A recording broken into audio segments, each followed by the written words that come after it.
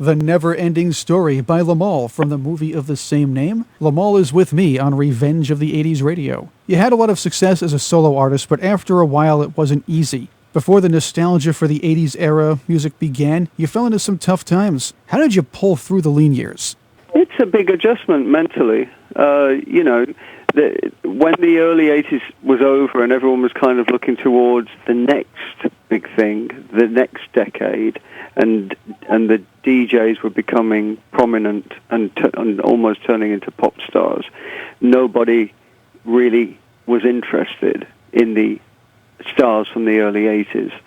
And I just had to, I had to just tell myself that I may never have another hit record, and that part of my life, that period of my life as Limahl, might be over.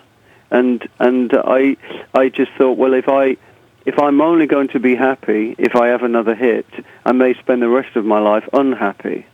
So I quickly, dealt with that emotionally. I just thought, got to get on with it. I had a great time for a few years, and a lot of musicians don't even taste a tiny amount of that success. So I just got on with life, as you do. You fall down, you pick yourself up. And after a while, you did find that success again. What brought you back to the spotlight? I had about 3 years off, and I was just kind of, deciding what to do with my life. And I just sort of fell back into the studio as I thought I was going to be a writer and producer of other artists. And I formed a production team with a fellow musician in London. And we worked with some DJs, and we did a remix for Kim Wilde and various other projects. Simon Cowell, we did a remix for Simon Cowell when he was at BMG Records. And I really enjoyed that. I was like the actor that went on to direct, or the footballer that becomes the football coach or the football manager. And I liked the fact that I didn't have the pressure of being in front of the camera. I was behind the camera, if you like. And then in 1997, one of the major record companies released an 80s compilation, the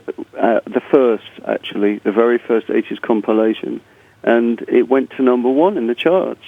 And so the record company released a second 80s compilation, and that went to number one, and then various other record companies all jumped on the bandwagon, and suddenly, nightclubs were having 80s nights, and the whole thing really springboarded from that. And then one day I got a call. I was absolutely shocked, that said, we have a gig for Limahl. I was like, La who? So what was it like getting back on stage after all those years? It was scary, I have to say, at first. I think all my performing confidence had gone, and I was in this sort of comfort zone of being away from the spotlight. And I got it back, though, fairly quickly. I mean, the real key is to, if you're going to perform, I think the key is to make sure you've done your homework, rehearse, work hard on putting something good together, then you won't be nervous about taking it out there. And, of course, the thing that really helps is you get out there and you suddenly realize that the music that you've created is part of the soundtrack to people's lives. They've got, when you're going back 20 years, 25 years, 30 years, the songs the music that I created has special memories for people. It was their first lover, their first holiday, or before marriages and divorces and mortgages, and before life gets too serious, that sort of great period from about 16 to 20, 24, where you're really you're doing so many things for the first time. So when you get that kind of feedback from people, and you realize that the songs have a lot more meaning than just the 3.5 minutes of music, that there is a real kind of emotional connection, and then with confidence, that gives you confidence, should I say, about performing it, because you just see those smiles and you realize what the people are feeling. And in recent years, you've been working on and off with the former members of Kajagoogoo. Yes, nobody expected that, least of all me. We did vaguely get together for a VH1 special called, they did a series called Bands Reunited. And on some of the shows, there was no reunion at the end. For example, Frankie Goes to Hollywood was one of the episodes where, in the end, there was no reunion, even though a lot of effort was made and people talked about the fact that it may happen. But on the Kajagoogoo episode, we did reunite.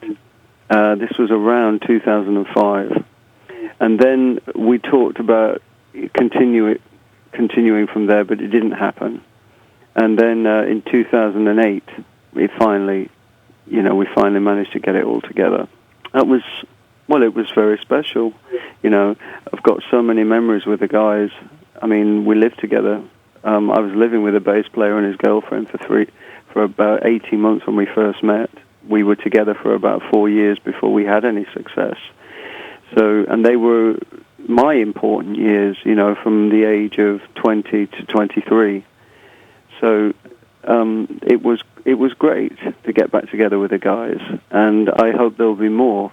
It's gone a little bit quiet again at the moment because Nick is on tour with various people, but there's a sound that we have, there's a chemistry that we have, and I love it when we get together to work. Before we talk about the new track, 1983 Limahl, I understand you put together a swing band. Who are some of your favorite band leaders? I'm curious. It's so weird. When I started buying my first records, I don't know how particularly, but I bought these. I think I had 3 albums by a jazz vocal group from New York called the Manhattan Transfer, and that's kind of where I got the introduction into jazz, really, through this sort of jazz vocal group. And then it really developed from there to, loving people like Ella Fitzgerald, of course, and Billie Holiday, and really all the greats. Harry Connick I was a big fan of him, and I like what Bublé's doing, and the whole genre, really. It was nice to put the swing project together, and I'm hoping to do some more.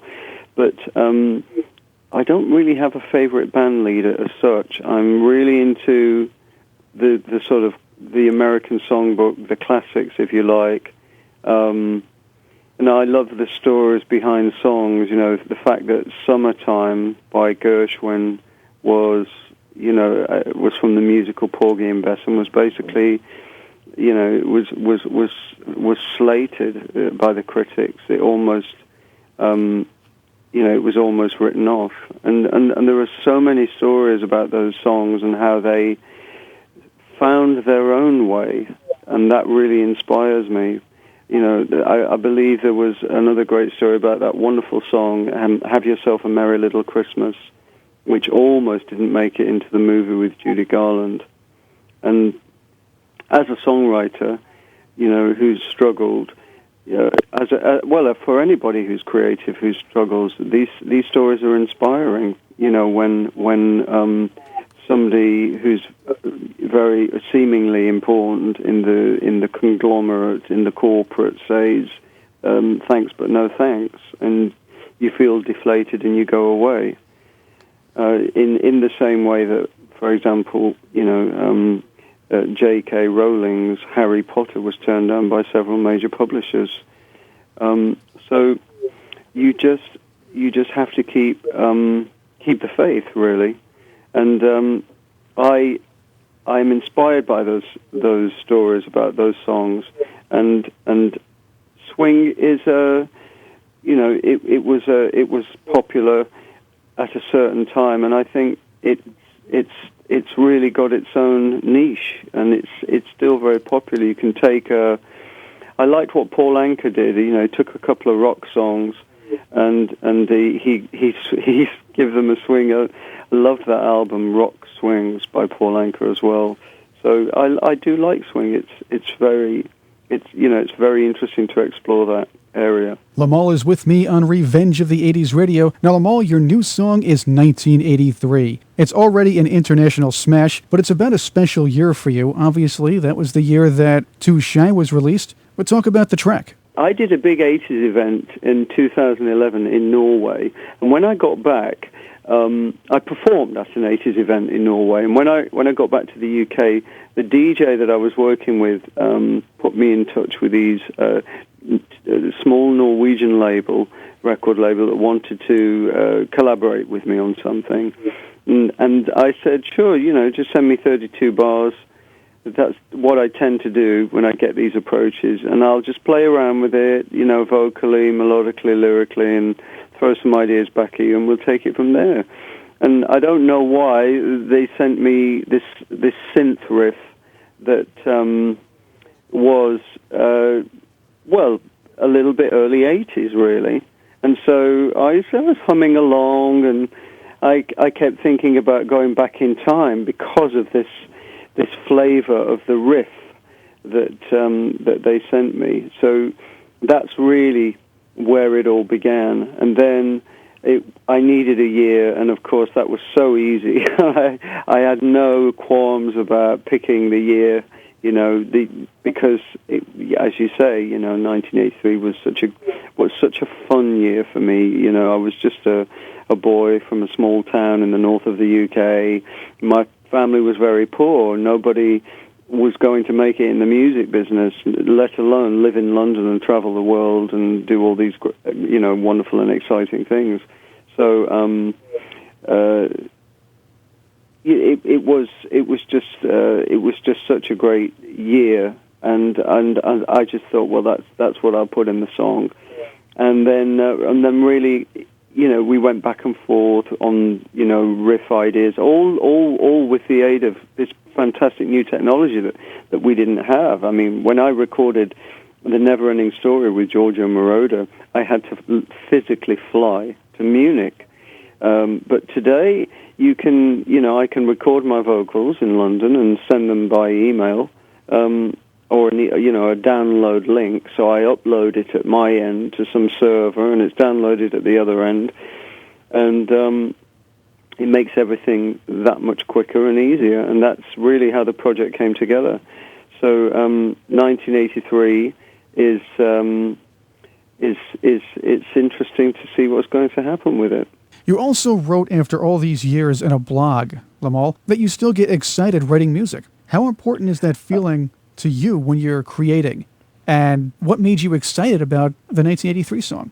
When I met Kajagoogoo, I think I'd written over 100 songs with other musicians, with other bands, on my own. And you write 100 bad ones before you start stumbling on something decent. It didn't come naturally to me. It was a craft that I had to work hard at. And I'm proud of that craft, really. And even in the years where I was a producer, I was still learning my craft. You never really stop learning. But because the whole thing about music is it's so organic, there isn't a bottled formula. You work, you jam around, you stumble on something. That's what really happens. You stumble on something great and you go, ooh, that's working. And that's very exciting. And so I still get excited about going into a room, and an hour later I walk out of that room and I've got something brand new that the world has yet to hear. That's literally come from your head or your heart. And that still excites me very, very much. So what are the chances we might be hearing more new music from you in the near future? Oh, there will be more music from me this year. I'm already talking to the label about the next single. And then, maybe beyond that, we can look at an album for 2013. No, I still enjoy doing it. And the weird thing about my new single is when I recorded the vocal and I listened to it back, I said to myself, "Oh, that sounds like Limahl," because In a way, I'm like a soap actor who's been typecast. You know, people know two songs from me very well: "Touche" and "Never Ending Story," and both of those songs are in the register of the notes F sharp and G. So when I sing "Too Shy," "Too Shy, Shy," and then "Never Ending Story" is all high up as well. Never Ending Story. So it's all up there, you see. And the new single, 1983, is also, and there's a lot of those, there's a lot of those notes in it. And I just thought, yes, you can still do it. I sort of pat myself on the back, and it's nice because plenty of singers have trouble with their voice, over the years. I know one singer in particular from the 80s he's really struggled, and I think he's been quite public about it, Paul Young. And of course, Elton had the operation and his voice changed, and Rod Stewart had the op and his voice changed, and frighteningly, Adele had vocal trouble at such an early stage in her career. I hope it doesn't change her voice, but when you go under the knife with your voice, it can change. So I'm just grateful that my voice still is working. Are you planning any live shows, tours, anything like that in the near future? At the moment, I am just doing the occasional show at an 80s event or an 80s festival. I tend to get booked. I get requests, to appear at lots of things like that, and they're fun. They're fun to do, and it's nice and easy. But it would be nice to get my teeth into something, a little more substantial at some point in the next 12 months. So I'll just say, watch this space. And I'm fit and well. I'm swimming twice a week, and I go to the gym, and I look after myself, because when I walk out on stage, I really have to feel confident. I have to feel good about myself, because if you don't feel good about yourself, you just can't get out there. So it's very important for me to sort of keep that self-esteem, if you like. I just came from the swimming pool today. Before I spoke to you, I did 36 lengths, and it just makes me feel alive. It's really it's the best feeling. I love it. Always stay in shape. Public service announcement from Limahl on Revenge of the 80s Radio. Limahl, thanks for coming on Revenge of the 80s Radio with me. Oh, I've enjoyed it very much, Chris. Thank you. It was really great to talk to you. Thank you for supporting the new single. Really appreciate it. Once again, Limahl's website is limahl.com. That's limahl.com. You'll find info on any of his new projects and concert dates coming down the pike. Speaking of 1983, Limahl, let's play your new hit track. From 2012, Limahl, 1983 on Revenge of the 80s Radio.